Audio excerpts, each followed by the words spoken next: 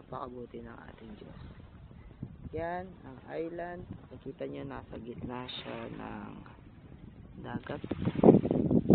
Yan, may bangka dito. Gusto nyo makakita. Yan pa ang ating mga buko. Yan, buko.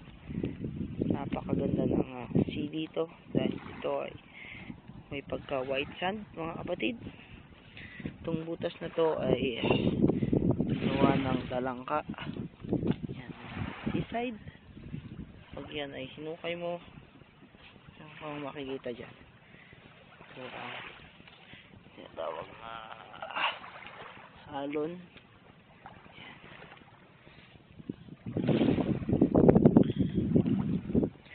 Medyo napakabuti ng ating Diyos.